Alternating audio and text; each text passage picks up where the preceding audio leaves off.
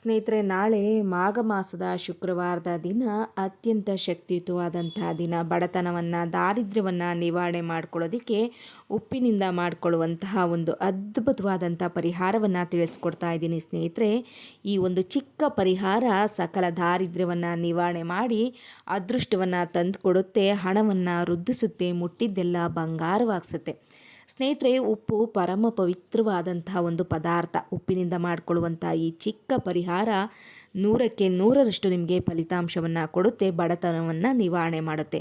ಉಪ್ಪು ಸಮುದ್ರ ಮಂಥನ ಸಂದರ್ಭದಲ್ಲಿ ಜನಿಸಿದ್ರಿಂದ, ಮಹಾಲಕ್ಷ್ಮಿ ಕೂಡ ಸಮುದ್ರ ಮಂಥನದ ಸಂದರ್ಭದಲ್ಲೇ ಜನಿಸಿರೋದ್ರಿಂದ ಮಹಾಲಕ್ಷ್ಮಿಗೆ ಉಪ್ಪು ಸಹೋದರಿಯ ಸಮಾನ. ಮಹಾಲಕ್ಷ್ಮಿಗೆ ಉಪ್ಪು ಅಂದರೆ ಬಹಳ ಪ್ರೀತಿಕರವಾದಂಥದ್ದು. ಉಪ್ಪನ್ನು ತಾಂತ್ರಿಕ ಶಕ್ತಿಯಲ್ಲಿ ಯಾವ ರೀತಿಯಲ್ಲಿ ಬಳಸ್ತೀವೋ ಅದೇ ರೀತಿಯನ್ನು ಹಣವನ್ನು ವೃದ್ಧಿ ಮಾಡ್ಕೊಳ್ಳೋದಕ್ಕೂ ಕೂಡ ನಾವು ಉಪ್ಪನ್ನು ಬಳಸ್ತೀವಿ. ಧನಾಕರ್ಷಣೆ ಮಾಡುವಂಥ ಶಕ್ತಿ ಈ ಉಪ್ಪಿಗಿದೆ. ಈ ಉಪ್ಪಿನಿಂದ ಧನಾಕರ್ಷಣೆಯನ್ನು ಮಾಡ್ಕೊಳ್ಬೇಕಂದ್ರೆ ಈ ಪರಿಹಾರವನ್ನು ನೀವು ಮಾಡಿಕೊಳ್ಳೇಬೇಕು. ಈ ಚಿಕ್ಕ ಪರಿಹಾರ ಖಂಡಿತವಾಗಿ ಸ್ನೇಹಿತರೆ 100ಕ್ಕೆ 100ರಷ್ಟು ನಿಮಗೆ ಹಣವನ್ನು ಹೆಚ್ಚಿಸುತ್ತೆ, ಅದೃಷ್ಟವನ್ನು ತಂದುಕೊಡುತ್ತೆ. ನಂಬಿಕೆಯಿಂದ ಈ ಪರಿಹಾರ ಮಾಡಿಕೊಳ್ಳಿ. ಶುಕ್ರವಾರ ಅಂದರೆ ಮಹಾಲಕ್ಷ್ಮಿಗೆ ಅತ್ಯಂತ ಪ್ರೀತಿಕರವಾದಂತಹ ಒಂದು ದಿನ. ಶುಕ್ರವಾರದ ದಿನ ಮಾಡಿಕೊಳ್ಳುವಂತಹ ಈ ಒಂದು ಚಿಕ್ಕ ಪರಿಹಾರ ಖಂಡಿತವಾಗಿಯೂ ಲಕ್ಷ್ಮಿಯನ್ನು ಸಂತುಷ್ಟಳನ್ನಾಗಿ ಮಾಡಿ ಅದೃಷ್ಟವನ್ನು ತಂದುಕೊಡುತ್ತೆ ಅಂತಲೇ ಹೇಳಲಾಗುತ್ತೆ ಸ್ನೇಹಿತರೆ. ಈ ಒಂದು ಪರಿಹಾರ ಸಿದ್ಧಿಶಾಸ್ತ್ರದಲ್ಲಿ ತಿಳಿಸಿಕೊಡುವಂಥ ಪರಮ ಪವಿತ್ರವಾದಂಥ ಪರಿಹಾರ. ಸಿದ್ಧಿಶಾಸ್ತ್ರದ ಪ್ರಕಾರದಲ್ಲಿ ಉಪ್ಪಿನಿಂದ ಈ ಪರಿಹಾರ ಮಾಡಿಕೊಂಡಿದ್ದೆ ಆದಲ್ಲಿ ಖಂಡಿತವಾಗಿಯೂ ಸ್ನೇಹಿತರೆ ನಿಮಗೆ ಹಣದ ವೃದ್ಧಿ ಆಗುತ್ತೆ, ಹಣದ ಮಳೆ ಸುರಿಯುತ್ತೆ ಅಂತಲೇ ಹೇಳಲಾಗುತ್ತೆ ಸ್ನೇಹಿತರೆ. ಈ ಚಿಕ್ಕ ಪರಿಹಾರವನ್ನು ಮಾಡ್ಕೊಳ್ಳಿ. ಇದುವರೆಗೂ ನೀವೇನಾದರೂ ಬಡತನದ ಬೇಗೆಯಲ್ಲಿ ಬೇಯ್ತಾ ಇದ್ದೀರಾ, ಬಂದ ಹಾಗೆ ಹೋಗ್ತಾ ಇದೆ, ಹಣದ ಒಂದು ಸಮಸ್ಯೆ ಆಗ್ತಾ ಇದೆ, ಎಷ್ಟು ದುಡಿದ್ರೂ ಕೂಡ ಹಣ ಕೈಯಲ್ಲಿ ನಿಲ್ತಾ ಇಲ್ಲ, ಸಾಲ ಬಾಧೆಗಳಿಂದ ಸಂಕಷ್ಟಗಳನ್ನು ಅನುಭವಿಸ್ತಾ ಇದ್ದೀರಾ ಅಂದರೆ ಈ ಒಂದು ಪರಿಹಾರ ಖಂಡಿತವಾಗಿಯೂ ನಿಮ್ಮ ಸಮಸ್ಯೆಗಳನ್ನೆಲ್ಲ ನಿರ್ಮೂಲ ಮಾಡಿ ಅದೃಷ್ಟವನ್ನು ತಂದುಕೊಡುತ್ತೆ, ಹಣವನ್ನು ವೃದ್ಧಿಸುತ್ತೆ. ಮುಖ್ಯವಾಗಿ ವ್ಯಾಪಾರ ವಹಿವಾಟು ಮಾಡ್ತಾ ಇದ್ದೀರಾ ಅಂದರೆ ಈ ಪರಿಹಾರವನ್ನು ವ್ಯಾಪಾರ ಸ್ಥಳಗಳಲ್ಲಿ ಮಾಡಿಕೊಂಡ್ರಿ ಅಂದರೆ ವಿಪರೀತವಾದಂತಹ ಲಾಭಾಂಶವನ್ನು ನೋಡ್ತೀರಾ. ಖಂಡಿತವಾಗಿ ಸ್ನೇಹಿತರೆ ನಂಬಿಕೆಯಿಂದ ಮಾಡ್ಕೊಳ್ಳಿ. ಈ ಪರಿಹಾರವನ್ನು ಶುಕ್ರವಾರ ಬೆಳಗ್ಗೆ ಕೂಡ ಮಾಡ್ಕೊಳ್ಬೋದು, ಸಾಯಂಕಾಲ ಗೋಧೂಳಿ ಸಮಯದಲ್ಲೂ ಕೂಡ ಮಾಡ್ಕೊಳ್ಬೋದು. ಶುಕ್ರವಾರ ಅಂದರೆ ಪರಮ ಪವಿತ್ರವಾದಂತಹ ದಿನ, ಲಕ್ಷ್ಮೀ ದೇವಿಗೆ ಅತ್ಯಂತ ಪ್ರೀತಿಕರವಾದಂಥ ದಿನ ಸ್ನೇಹಿತರೆ. ಯಾವ ಮನೆಯ ಗೃಹಿಣಿಯರು ಶೀಘ್ರವಾಗಿ ಅಂದರೆ ಸೂರ್ಯೋದಯಕ್ಕೂ ಮುನ್ನ ಎದ್ದು ಅಂಗಳವನ್ನೆಲ್ಲ ಶುಭ್ರಗೊಳಿಸಿ ಅರಿಶಿಣ ಕುಂಕುಮವನ್ನು ಲೇಪಿಸಿ ಹೊಸ್ತಿಲಿಗೆ ರಂಗೋಲಿಯನ್ನಿಟ್ಟು ಮನೆಯನ್ನು ಕಂಗೊಳಿಸುವಂತೆ ಸ್ವಚ್ಛವಾಗಿಟ್ಕೊಂಡು ನೆಲ ಒರೆಸಿ ಮನೆಗೆಲ್ಲ ಸ್ವಲ್ಪ ಅರಿಶಿಣದ ನೀರನ್ನು ಪ್ರೋಕ್ಷಣೆ ಮಾಡಿಕೊಂಡು ಸ್ನಾನಾದಿಗಳನ್ನು ಮುಗಿಸಿ ತಾಯಿಯನ್ನು ಆರಾಧನೆ ಮಾಡ್ತಾರೋ ಅಂತಹ ಮನೆಯಲ್ಲಿ ಸಂತೋಷದಿಂದ ಆ ತಾಯಿ ಆಗಮಿಸಿ ಪಟ್ಟವೇರಿ ಕುಳಿತುಕೊಂಡು ಅದೃಷ್ಟವನ್ನು ತಂದು ಕೊಡ್ತಾಳೆ, ಅಷ್ಟೈಶ್ವರ್ಯ ಭೋಗ ಭಾಗ್ಯಗಳನ್ನು ಕರುಣಿಸ್ತಾಳೆ ಅಂತಲೇ ಹೇಳಲಾಗುತ್ತೆ ಸ್ನೇಹಿತರೆ. ಹಾಗಾಗಿ ತಪ್ಪದೇ ಶುಕ್ರವಾರದ ದಿನ ಮನೆಯನ್ನೆಲ್ಲ ಶುಭ್ರಗೊಳಿಸ್ಕೊಳ್ಳಿ, ಮನೆಗೆ ಸ್ವಲ್ಪ ಅರಿಶಿಣದ ನೀರನ್ನು ಪ್ರೋಕ್ಷಣೆ ಮಾಡ್ಕೊಳ್ಳಿ. ಸ್ನಾನ ಮಾಡುವಂಥ ಸಂದರ್ಭದಲ್ಲಿ ನಿಮ್ಮ ಮೈಗೂ ಕೂಡ ಸ್ವಲ್ಪ ಅರಿಶಿಣವನ್ನು ಲೇಪನ ಮಾಡಿಕೊಂಡು ಸ್ನಾನ ಮಾಡಿ.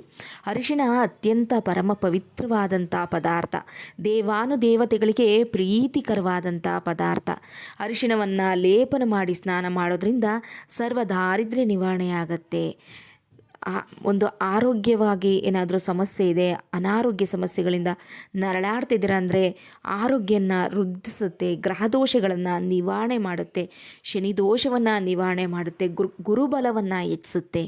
ಅರಿಶಿಣವನ್ನು ದೇಹದಲ್ಲಿ ಲೇಪನ ಮಾಡಿಕೊಳ್ಳೋದ್ರಿಂದ ಅದೃಷ್ಟವನ್ನು ತಂದುಕೊಡುತ್ತೆ.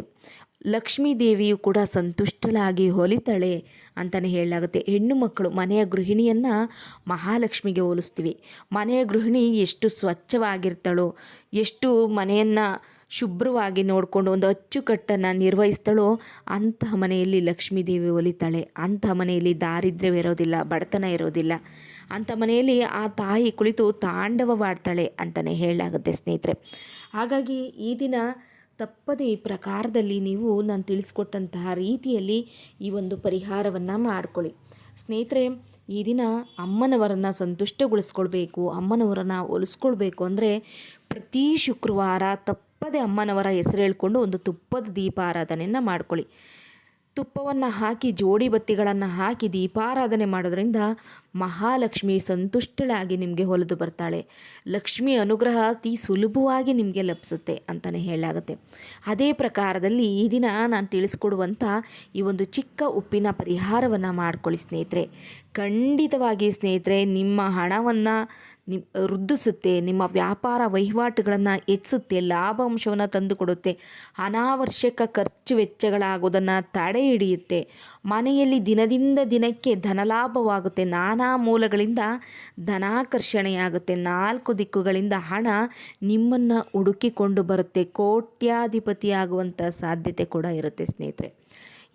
ಈ ದಿನ ತಪ್ಪದೆ ಉಪ್ಪಿನಿಂದ ಈ ಪರಿಹಾರವನ್ನು ಮಾಡ್ಕೊಂಡು ನೋಡಿ, ಬದಲಾವಣೆಯನ್ನು ನೋಡಿ ನೀವೇ ಆಶ್ಚರ್ಯ ಪಡ್ತೀರ ಸ್ನೇಹಿತರೆ. ನೀವು ಮಾಡಬೇಕಾಗಿರೋದು ಇಷ್ಟೇ ಸ್ನೇಹಿತರೆ, ಒಂದು ಗಾಜಿನ ಬೌಲು ಅಥವಾ ಒಂದು ಮಣ್ಣಿನ ಬಟ್ಲು, ಎರಡರಲ್ಲಿ ಯಾವುದಾದ್ರೂ ತೆಗೆದುಕೊಳ್ಳಿ. ಅದರ ಭರ್ತಿಯಾಗಿ ನೀವು ಕಲ್ಲುಪ್ಪನ್ನು ಹಾಕಿ, ಶುಕ್ರವಾರದ ದಿನ ಬೆಳಗ್ಗೆ 6ರಿಂದ 7 ಗಂಟೆಯ ಒಳಗಡೆ ಕಲ್ಲುಪ್ಪನ್ನು ಕೊಂಡು ತಂದಿದ್ದೇ ಆದಲ್ಲಿ ಅಂತಹ ಮನೆಯಲ್ಲಿ ಕಲ್ಲುಪ್ಪಿನ ಸಮೇತವಾಗಿ ಲಕ್ಷ್ಮಿ ಬಂದು ಅನುಗ್ರಹಿಸಿ ಕುಳಿತುಕೊಳ್ತಾಳೆ. ಶುಕ್ರವಾರ 6ರಿಂದ 7ರಲ್ಲಿ ಶುಕ್ರ ದೆಸೆ ನಡೀತಾ ಇರುತ್ತೆ. ಈ ಸಂದರ್ಭದಲ್ಲಿ ಉಪ್ಪನ್ನು ಕೊಂಡು ತರಬೇಕು. ಹಾಗೆ ಶುಕ್ರವಾರದ ದಿನ ನಿಮ್ಮ ಖರ್ಚು, ಮೊದಲನೆಯ ಖರ್ಚು ಉಪ್ಪನ್ನು ಕೊಂಡುಕೊಳ್ಳೋದಾಗಿತ್ತು ಅಂತಂದರೆ ಖಂಡಿತವಾಗಿಯೂ ಲಕ್ಷ್ಮೀದೇವಿ ಸಂತುಷ್ಟಳಾಗಿ ನಿಮ್ಮ ಮನೆಯಲ್ಲಿ ಪಟ್ಟವೇರಿ ಕುಳಿತುಕೊಂಡು ಬೇಡಿದ ವರಗಳನ್ನು ಕರುಣಿಸ್ತಾಳೆ ಅಂತಲೇ ಹೇಳಲಾಗುತ್ತೆ ಸ್ನೇಹಿತರೆ. ಹಾಗಾಗಿ ಇದನ್ನು ಸಾಧ್ಯ ಆದರೆ ಬೆಳಗ್ಗೆನೇ ಉಪ್ಪನ್ನು ತೊಗೊಂಡು ಬನ್ನಿ. ಅದೇ ಉಪ್ಪನ್ನು ನೀವು ಒಂದು ಗಾಜಿನ ಬೌಲು ಅಥವಾ ಮಣ್ಣಿನ ಬಟ್ಲಲ್ಲಿ ಹಾಕೊಳ್ಳಿ. ಉಪ್ಪನ್ನು ನೀವು ಸ್ನೇಹಿತರೆ ಯಾವುದೇ ಕಾರಣಕ್ಕೂ ನೀವು ಉಪಯೋಗಿಸಿರೋ ಉಪ್ಪನ್ನು ಬಳಸಬಾರ್ದು. ಹೊಸ ಪ್ಯಾಕನ್ನು ತಂದು ನೀವು ಉಪ್ಪನ್ನು ಬಳಸಬೇಕಾಗುತ್ತೆ. ಈ ಉಪ್ಪನ್ನು ತಂದು ಒಂದು ಬೌಲಲ್ಲಿ ಹಾಕ್ಕೊಂಡು ಅದರ ಮೇಲೆ ಒಂದು 7 ಲವಂಗ, 7 ಅಥವಾ 2 ಏಲಕ್ಕಿ ಹಾಕಿ ಇಟ್ಕೊಳ್ಳಿ. ಹಾಗೆ ಅದರ ಮೇಲೆ ಚಿಟಿಕೆ ಅರಿಶಿನ, ಚಿಟಿಕೆ ಕುಂಕುಮ, 1 ರು ನಾಣ್ಯ, ಇಷ್ಟನ್ನು ನೀವಿಟ್ಟು ಈ ದಿನ ಬೆಳಗ್ಗೆ ಈ ಪರಿಹಾರ ಮಾಡಿದರೆ ಬೆಳಗ್ಗೆಯಿಂದ ರಾತ್ರಿ ತನಕ ಆ ಬಟ್ಲನ್ನು ನೀವು ದೇವರ ಲಕ್ಷ್ಮಿ ಮುಂದೆ ಇಟ್ಟು ಒಂದು ತುಪ್ಪದ ದೀಪ ಆರಾಧನೆಯನ್ನು ಮಾಡಿ, ಲಕ್ಷ್ಮೀ ದೇವಿಗೆ ಏನಾದರೂ ಒಂದು ಬೆಲ್ಲದ ತುಂಡಾಗಲಿ, ಸಿಹಿ ನೈವೇದ್ಯವಾಗಲಿ ಅಥವಾ ಬಾಳೆಹಣ್ಣನ್ನಾಗಲಿ ಏನಾದರೂ ನೈವೇದ್ಯ ಅಥವಾ ಒಂದು ಹಸಿ ಹಾಲನ್ನಾಗಲಿ ನೀವು ನೈವೇದ್ಯವಾಗಿ ಸಮರ್ಪಿಸಿ ಲಕ್ಷ್ಮೀ ದೇವಿಯ ಮುಂದೆ ಈ ಒಂದು ಕೃಪೆಯನ್ನು ನೀವು ಕೇಳಬೇಕು.